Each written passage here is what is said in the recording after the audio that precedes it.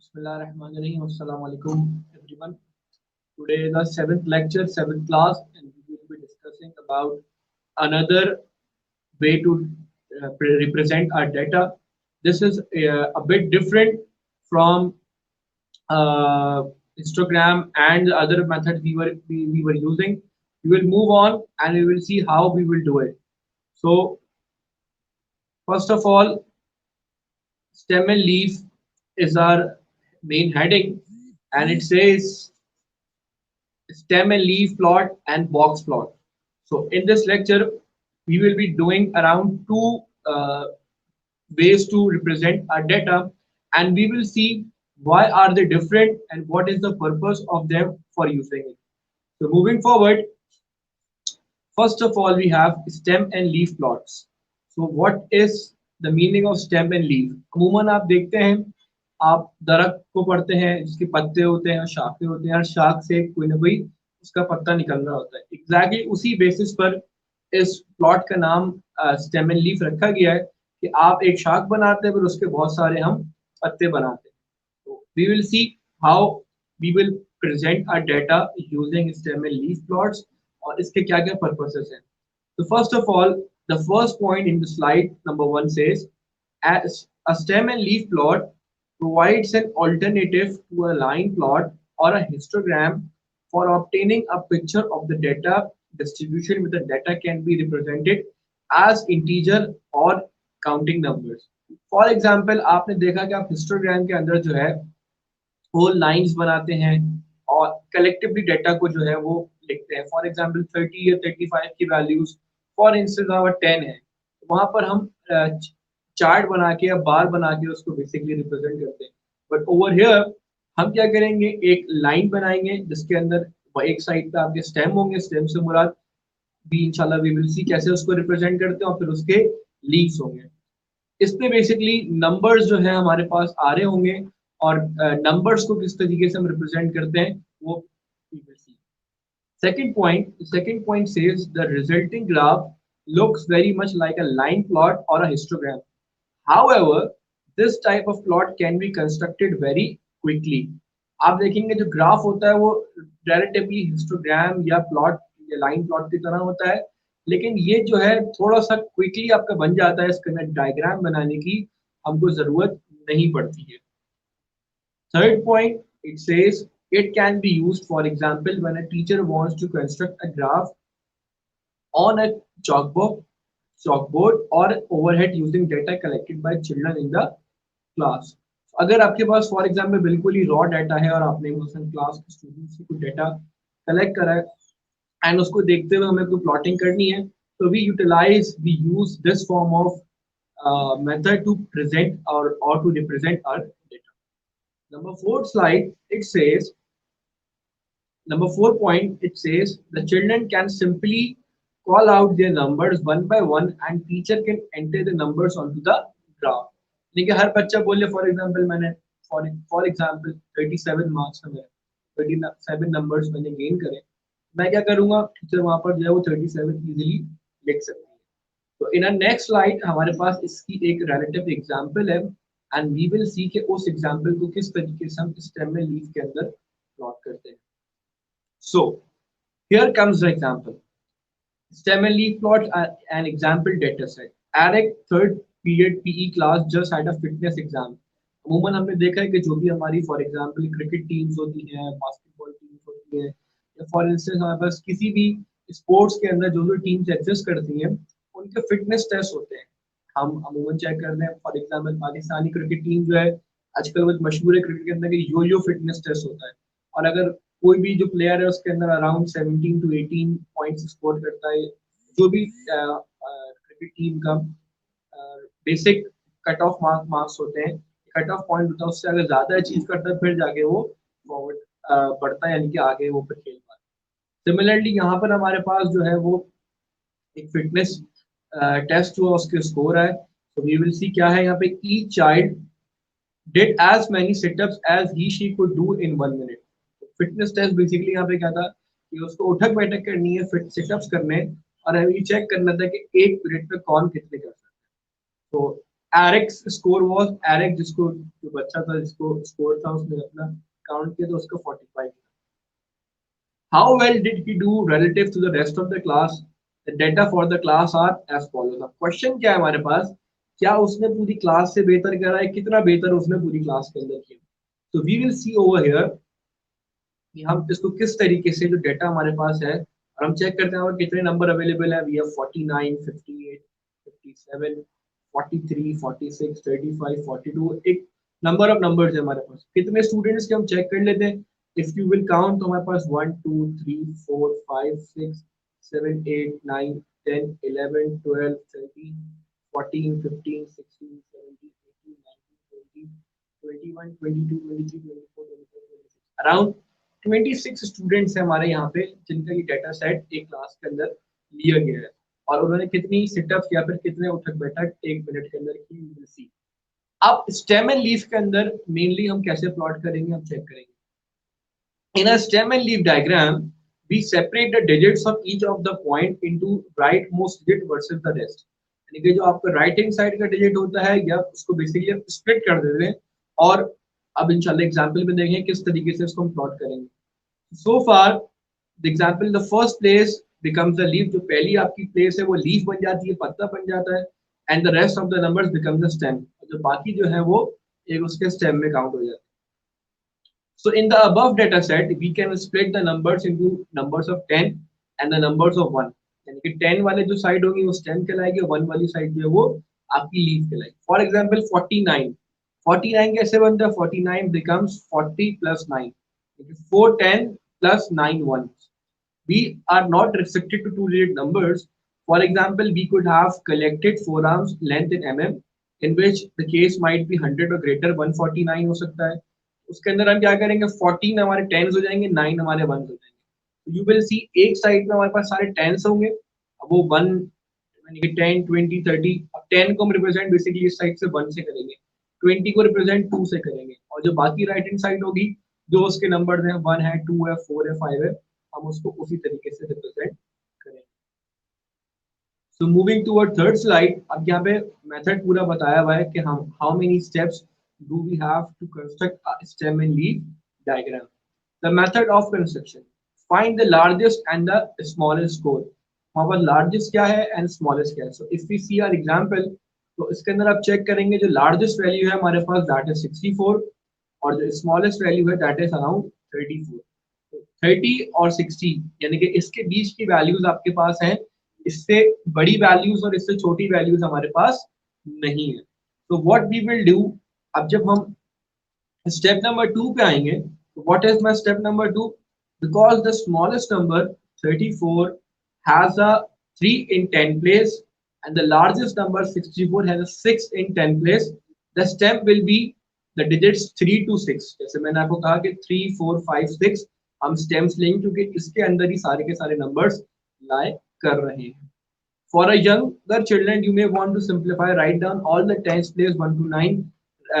Write down these digits vertically with a line to the right. अब आप देखें आपके जो स्टेम के साथ आपने क्या करा 3 4 5 और सबके अंदर एक लाइन लगाई हुई है, एक ही लाइन बनाई हुई है. पहला जो मेथड है आपके पास वो यही है कि आप जो स्टेम है आपके पास आपने सिंप्लीफाई कर लिया कि 3 4 5 6 यही मेरे पास आएंगे और ये सारे नंबर्स आपने एक साथ वर्टिकली लिखना है. ठीक है, हॉरिजॉन्टली नहीं लिखना, वर्टिकली लिखना है, लेकिन एक के नीचे एक करके लिखना है और सीक्वेंस वाइज लिखना है. 3 के बाद 4 4 के बाद 5 5 के बाद 6 ऐसे करके सारे आपको लिखना है.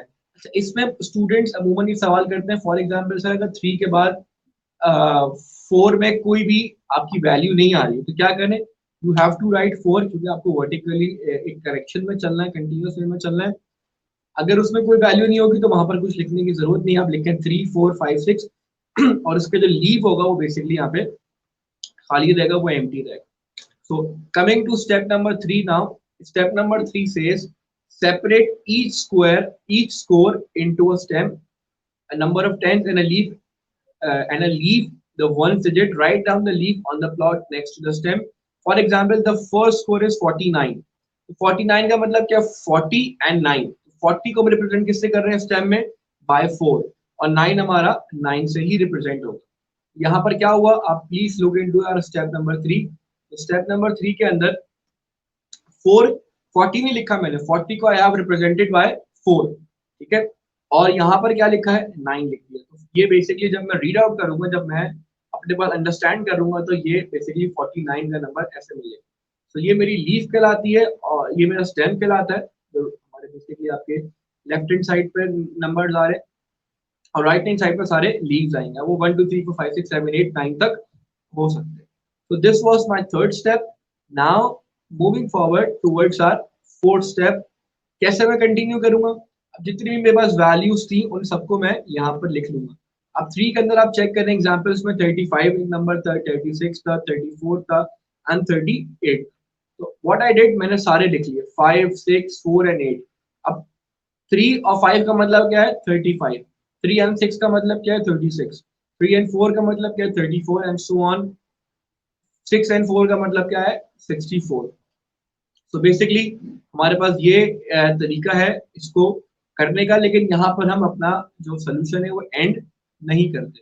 What do we do, we move forward और हम इसको एक और स्टेप हम करते हैं। और वो स्टेप क्या है कि हम इसको अरेंजिंग या असेंडिंग ऑर्डर में अरेंज करते हैं फ्रॉम स्मॉलेस्ट टू लार्जेस्ट। अब आप देखिए पहले आपके पास थर्ड स्टेप के अंदर 5 6 4 8 आ रहा था, फोर्थ स्टेप हमने क्या करा 4 5 6 8, यानी कि इनको बेसिकली एक असेंडिंग टू डिसेंडिंग ऑर्डर में सेटल डाउन हमने किया है। ये इसी तरीके से 4 में करेंगे। 4 का क्या है, हमारे पास 40 था, तो 40 को रिप्रेजेंट किया हुआ है 0 से, 4 and 0 is 40, 4 and 1 is 41 and so on. इसी तरीके से हमारा आप देखिए सारे नंबर्स डेटा सेट में 26 नंबर से और 26 के 26 ये 4 लाइनों में 5 लाइनों पर रिप्रेजेंट हो गए। तो यहाँ पर जो हिस्टोग्राम और स्टेम एंड लीफ में बेसिकली फर्क है वो यही हमारे पास डिफरेंस है कि स्टेम एंड लीफ के अंदर हमें सारा का सारा डेटा सेट एग्जैक्ट वैल्यू के साथ हम यहाँ पर रिप्रेजेंट कर सकते हैं और सारी वैल्यूज को यहाँ पर बेसिकली इनपुट कर सकते हैं। सो अगर आपके पास कोई डेटा सेट हो फॉर एग्जांपल 40 वैल्यूज का 50 वैल्यूज का, relatively it is difficult or you can say it is lengthy to follow all the steps, but ये जो है आपको एग्जैक्ट वैल्यू एग्जैक्ट चीजें यहाँ पर रिप्रेजेंट कर देता है, जिस वजह से हमारे लिए इसको रीड करना बहुत आसान हो जाता है। अब आप चेक करिए हमारे पास पांचवा स्टेप क्या है, फिफ्थ स्टेप क्या है कि आप इसको एक की असाइन करते हैं। यहाँ पर हमने किसका डाटा लिया था, सेटअप्स का लिया था, बच्चे उठक बैठक कर रहे थे, तो हम बताएंगे कि 3 4 का मतलब क्या है, 3/4 मीन्स 34 सेटअप्स। इसी तरीके से 5/0 मीन्स 50 सेटअप। तो यहाँ पर आप देखिए नीचे जो है वो एक की भी डिफाइन हुई है, ये की भी पूरी लिखी है।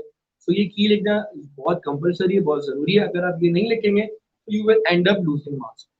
सो इसका मतलब क्या हुआ, you have basically 5 steps to construct stem and leaf diagram. और इसको किस तरीके से आप रिप्रेजेंट करेंगे, फर्स्ट ऑफ ऑल आपको लार्जेस्ट एंड स्मॉलेस्ट वैल्यू निकालना है। सेकेंड वैल्यू आपको स्टेम सारे ड्रॉ करना है।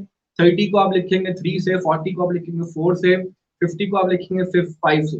और अगर आपके पास फॉर एग्जाम्पल 120 है, 12 को आप लिखेंगे, 12 बेसिकली रिप्रेजेंट करेगा 120 को। फिर सारे लीव्स नंबर्स हैं उसको यहाँ पर असाइन करेंगे थर्ड स्टेप के अंदर। फोर्थ स्टेप के अंदर उसको असेंडिंग ऑर्डर में लिखिए and in the last step आप इसको बेसिकली क्या करेंगे, इसकी की असाइन करेंगे। तो अब बच्चे सवाल पूछते हैं सर हम क्या पांचों अलग अलग स्टेप्स करें, पांचों अलग अलग स्टेप्स बेसिकली यहाँ पर आपको बताए मैं। आप चाहें तो इसको कंप्लीट एक सेट में कर सकते हैं, लेकिन आपका जो फाइनल आंसर हो वो स्टेप नंबर 5 के बराबर आ रहा हो, यानी कि यहाँ पे की भी असाइन हो फर्स्ट ऑफ ऑल, सेकेंडली वहां पर और क्या चीज असाइन हो, वहां पे आपके स्टेम भी प्रॉपर लिखे हो, आपके लीव्स भी प्रॉपर लिखे हो, एंड मोस्ट प्रोबेबली सारे के मोस्ट इंपॉर्टेंटली सारे के सारे एक असेंडिंग ऑर्डर के अंदर मौजूद हो। होपफुली आपको ये वाला जो पार्ट है ये बहुत अच्छे अंदाज में चल आपको समझ आया होगा। अब हम स्प्लिट स्टेम्स की तरफ भी चलते हैं। एक और हमारे पास चीजें इसके अंदर what is split stems. In the above example, there were many data points in the middle categories.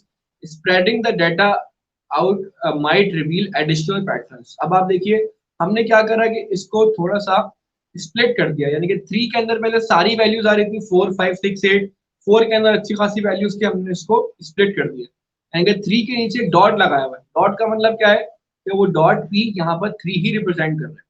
4 के नीचे एक डॉट है, इसका मतलब वो डॉट जो है वो यहाँ पर 4 रिप्रेजेंट कर रहा है।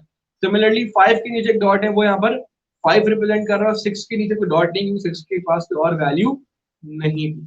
बेसिकली करा क्या है, इन अदर वर्ड्स बहुत इजी हमने उसको स्प्लिट कर दिया, क्योंकि एक नंबर के साथ बहुत सारे लीव्स आ रहे थे।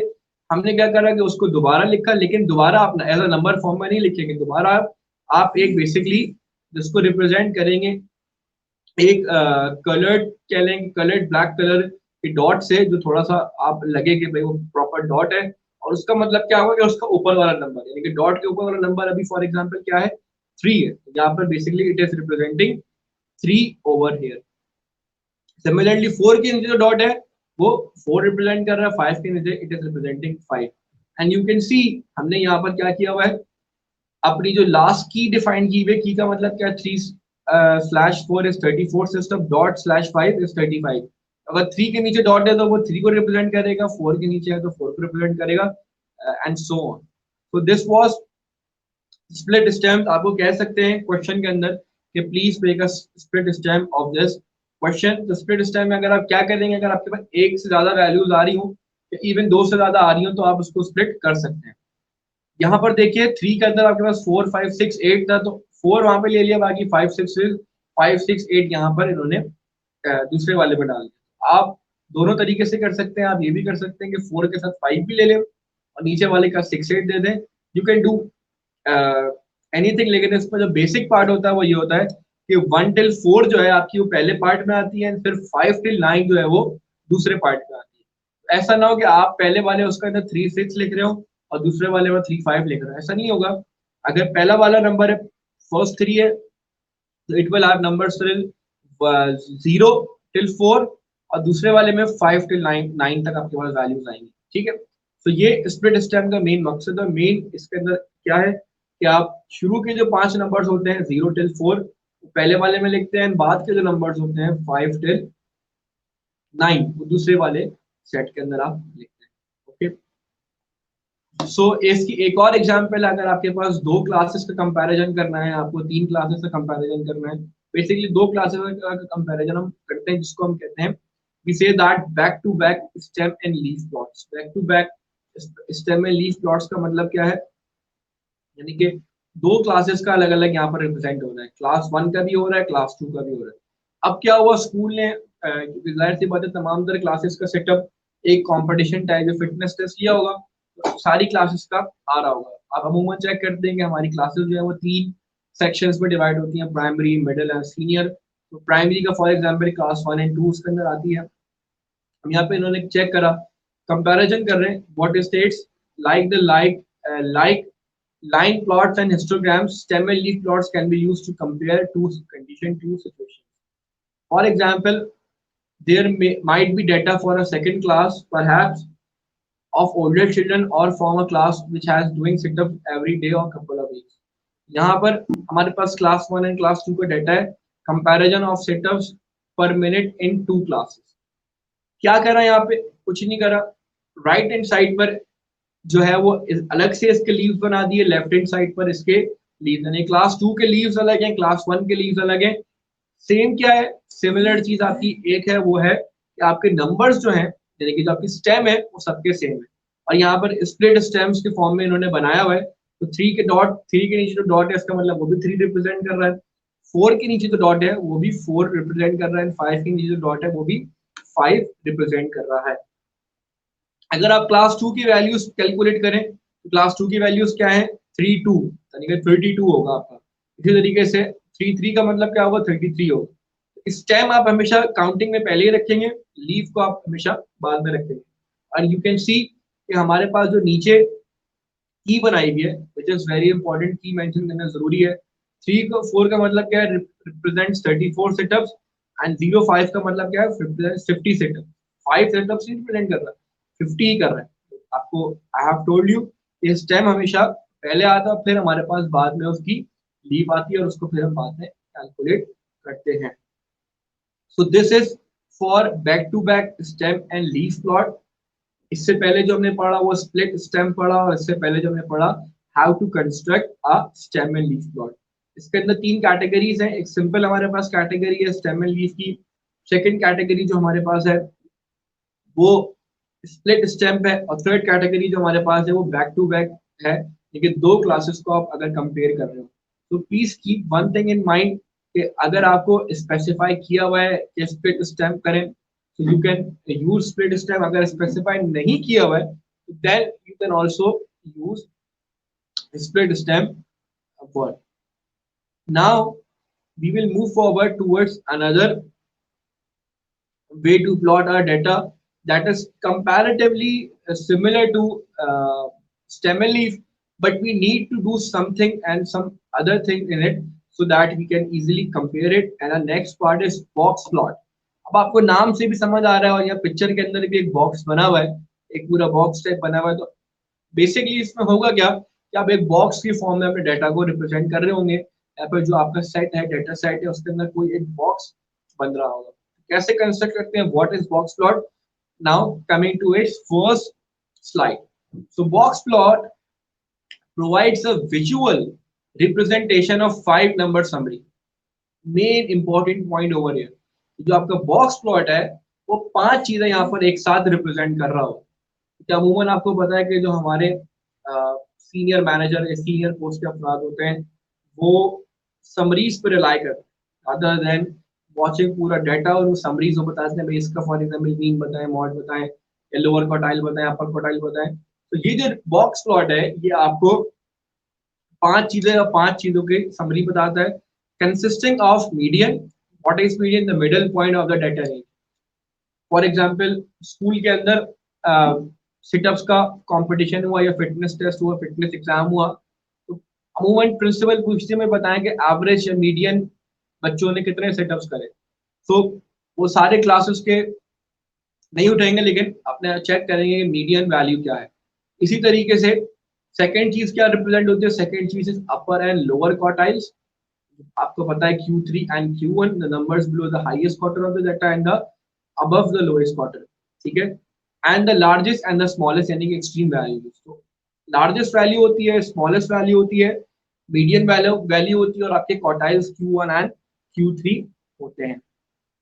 और आप लोगों ने Q1 Q3 कैलकुलेट करना अल्हम्दुलिल्लाह सीख लिया है पिछले लेक्चर्स के अंदर। So box plots are particularly used for comparing distributions of the result from several experimental conditions. Compare करते हैं अब डेटा को हम, जो हमारे एक्सपेरिमेंट हो रहे होते हैं, ये जो चीजें हो रही होती हैं, क्योंकि 5 चीजें एक साथ अवेलेबल होती हैं, smallest value, largest value, median, Q1 Q3 quartiles available होते हैं, तो हम रिलेटिवली इजीली इसको कर लेते हैं।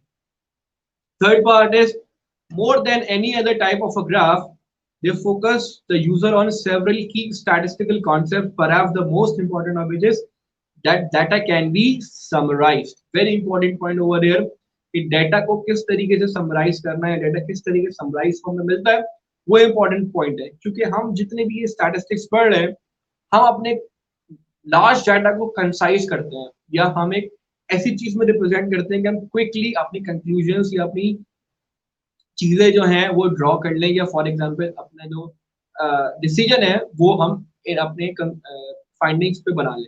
तो हमें क्या करना है कि समराइज फॉर्म में बहुत अच्छे अंदाज में डाटा बॉक्स प्लॉट दे देता है, और इसकी 5 वैल्यूज भी हमारे पास अवेलेबल होती है, तो हमें डिसीजन मेकिंग में बहुत फायदा होता है। The last point in this, in addition, the box plot is a super way of emphasizing and representing the variability inherent in the real data in way that it is computationally accessible. क्या कहना चाह रहे हैं?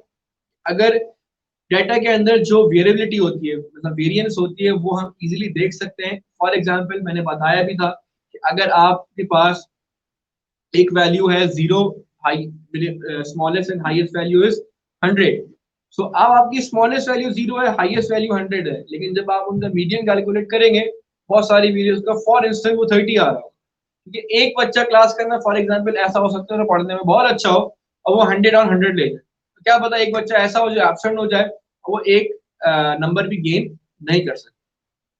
यहाँ पर हम 5 चीजें जब रिप्रेजेंट करते हैं तो बहुत इजीली हमें चीजों का सोल्यूशन मिल जाता है। Now coming to an example of box plot, same हमारे पास जो है डाटा है, ये एग्जांपल है जो हमने क्लास के अंदर अपने पहले वाले स्टेम एंड लीफ के अंदर पढ़ी थी, उसी चीज को जो है हम यहाँ पर कोशिश करेंगे कि रिप्रेजेंट करें।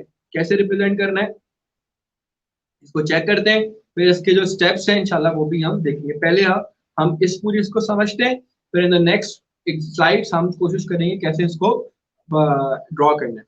सो return to the original setup per minute example data from the stem and leaf plot section. There are 5 number summary written in the order of the lower extreme, lower quartile, median, upper quartile and upper extreme, यानी कि दो extreme values है, upper lower quartile upper quartile यानी कि Q1 Q3 है, and then you have median value. अब ये जितना डाटा सेट है, अगर आप इसकी मीडियन वैल्यू कैलकुलेट करेंगे और आपको इंशाल्लाह मीडियन वैल्यू कैलकुलेट करना आती है, हमने पढ़ा हुआ है, मैं वो तरीका नहीं बताऊंगा क्योंकि ये सब चीजें आपको आती हैं, तो वैल्यू विल बी 45.5 यहाँ पर बताया हुआ है। अगर आप इसकी लोएस्ट वैल्यू, क्योंकि हमने स्टेम एंड लीफ के अंदर भी देखा था, लोएस्ट वैल्यू वाज 34 और हाईएस्ट वैल्यू वाज 64, वही सेम यहाँ पे लोएस्ट एंड हाईएस्ट वैल्यू यहाँ पर एग्जिस्ट कर रही हैं। सिमिलरली जो चीज आपको कैलकुलेट करनी है that is Q1 and Q3, Q1 and Q3 आपको कैलकुलेट करना आता है।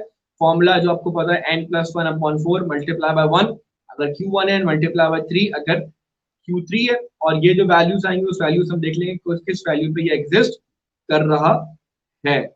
सो अभी यहाँ पे बनाने का तरीका है, फिर इंशाल्लाह स्टेप्स भी आपको मैं बताऊंगा। A box number of these numbers plotted above the real number line for reference would look like the following. अब ये इस तरीके से यहाँ पर रिप्रेजेंट होगा। अब चेक करिए यहाँ पर हमारे पास क्या क्या वैल्यूज है। यहाँ पर हमारे पास सबसे पहले जो ये बीच का है, जो लाइन बनी हुई है, ये कौन सी लाइन है, ये आपके पास मीडियन वैल्यू है दैट इज अराउंड 45.5। तो आप चेक करिए 45 से थोड़ा सा आगे बना हुआ है, 45 और 46 के बीच में, ये आपकी मीडियन वैल्यू है। अब आपके पास जो सेकंड चीज थी वो क्या थी, आपके पास Q3 एंड Q1, तो Q3 आपका था 50 एंड Q1 वाज 41। तो आप देखिए Q3 Q1 पे इन तीनों वैल्यूज को मिला के आपने क्या करा, एक बॉक्स क्रिएट कर दिया, बॉक्स हो गया। और हाईएस्ट वैल्यू क्या थी 64, तो 64 पे हमने अपना हाईएस्ट का पॉइंट बना दिया, ये वहां तक लाइन ले गए, और लोएस्ट क्या थी 34, यहाँ 34 तक हमने इसको बना दिया। अब आप चेक करिए ये जो बॉक्स बना हुआ है, इसका मतलब है कि आपका Q1 Q3 के मिडिल वैल्यूज बेसिकली इस बॉक्स में लाई कर रही हैं, बाकी जो आउटलायर्स हैं वो क्या कहते हैं, वो 34 एंड 64 है, इसके अलावा जो थोड़ी सी वैल्यूज बच रही हैं हमारी। ठीक है, so now we will see the way to construct the graph, किस तरीके से इसको कंस्ट्रक्ट करना है वी विल सी, और किस तरीके से हमको चेक करना है क्या हमारे स्टेप्स है। बहुत इंपॉर्टेंट चीज है क्योंकि हम सबसे पहले हमारे पास मुश्किल होता है इसको कंस्ट्रक्ट करना कभी कभार, क्योंकि स्टूडेंट्स भूल जाते हैं, स्टेप्स भूल जाते हैं। आप उसको एक ही स्टेप्स में चाहे तो ड्रॉ कर लें, लेकिन अगर फॉलो करेंगे तो you will easily come towards a solution. So step number 1, step number 1 क्या है, डिटरमाइन द 5 समरी। सबसे पहले हमें क्या करना है, 5 चीजें कैलकुलेट करनी है। वो 5 चीजें क्या है हमारे पास, सबसे पहले smallest value, second is greatest value, third is median, fourth is Q1 and fifth is Q3। अब आप इसको किसी भी उससे निकाल सकते हैं, पहले आप कोई और कैलकुलेट करें फिर बाद में मीडियन करें, Q3 करें, वो आपके ऊपर, it depends all on you. But ये 5 वैल्यूज का होना बहुत ज्यादा जरूरी है। अगर ये 5 वैल्यूज हमारे पास होंगी तो फिर ही हम जो है वो आगे फॉरवर्ड बढ़ सकते हैं, आगे अपने स्टेप्स कैलकुलेट कर सकते हैं। अगर ये 5 वैल्यूज हमारे पास नहीं होगी तो we can move further towards constructing the graph. Okay, so हमारे पास 5 वैल्यूज कौन कौन सी आ गई। सबसे पहले हमारी lowest value as discuss was 34, फिर हमारे पास Q1 जो हमने कैलकुलेट करा, फॉर्मूला आपको मैं इससे पहले बता चुका हूं, दैट इज 41। इसके बाद जो मीडियन वैल्यू है, मीडियन वैल्यू कितनी है हमारे पास, मीडियन वैल्यू इज 45.5। मीडियन आप सबको कैलकुलेट करना आता है। देन हमारे पास जो Q3 I, it was 50 and the largest value was 64 over here. So now coming toward step 2, what is my step 2? Step 2 is construct a line that indicates that includes extreme values, यानी कि आप सबसे पहले क्या बनाएंगे, number line बनाएंगे। और दो इंपॉर्टेंट चीजें इसके अंदर हैं, अगर आप नंबर लाइन फॉर इंस्टेंस 5 5 के गैप से बना रहे हैं, यानी कि 30, फिर 35, 40, 45। तो कोशिश करें सारी एक जैसी। ऐसा ना हो कि 30 के बाद 40 आ रहा, 40 के बाद 45 आ रहा है। नो, अगर जो आपने अपनी रेंज कह लें, या फॉर एग्जांपल जिस तरीके से आप उसको लाइन बनाना चाह रहे हैं, एग्जैक्टली वही लाइन पूरे उसमें फॉरवर्ड होगी, कोई बीच में चेंजिंग नहीं होगी। और ये बहुत अच्छी तरीके से अगर ग्राफ अवेलेबल होगा तो ग्राफ पे बन सकती है, वरना आप इसको अच्छे अंदाज में स्केच भी कर सकते हैं, प्रॉब्लम नहीं है। कभी कभार स्टूडेंट्स ये भी कर देंगे 30 to 35 का एक बॉक्स बना लेते हैं, 5 का बना लेते हैं, लेकिन यहाँ पर मैंने 10 का एक बेसिकली बनाया हुआ है।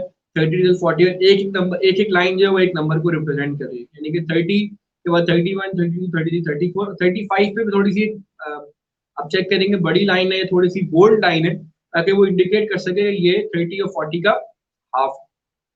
इसी तरीके से 40 टिल 50 जा रहे हैं, और फिर उसके बाद जो है वो 50 टिल 60 जा रहा है, एंड 60 टिल 70 जा रहा है। इंपॉर्टेंट पॉइंट क्या था, आप जो लाइन बनाए उसके अंदर आपकी एक्सट्रीम वैल्यूज कवर हो रही है। तो 34 से कवर हो रहा था 30 के पास, 30 से और 64 बेसिकली कवर हो रहा था 70 से। कोशिश करेंगे जो आपका ऐसा ना हो कि अगर फॉर एग्जांपल 71 आ रहा है और आप इसे 70 तक बना ले, नहीं, आप फिर उसको 80 तक लेके जाएंगे, अपने जो लाइन नंबर लाइन होगी उसको 80 तक लेके जाएंगे। ठीक है, now coming towards our third step. हमारे पास थर्ड स्टेप क्या है?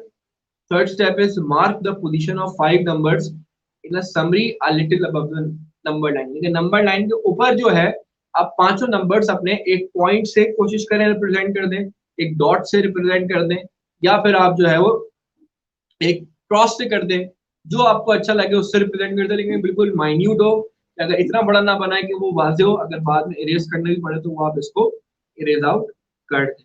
सो 5 नंबर्स क्या आते हैं हमारे पास? 5 नंबर में सबसे पहले हमारे पास 34। अगर सीक्वेंस वाइज चलेंगे तो बहुत इजीली आप इसको कंस्ट्रक्ट कर सकते हैं। फर्स्ट ऑफ ऑल आपके पास क्या था?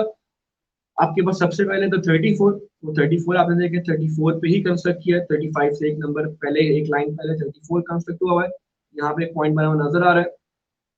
फिर आप देखिए, फिर आपके पास 41 है, 41 यहाँ पर जो है वो बिल्कुल अच्छे अंदाज में बना हुआ है। फिर आपके पास 45.5 यानी कि 45 और 46 के बीच में।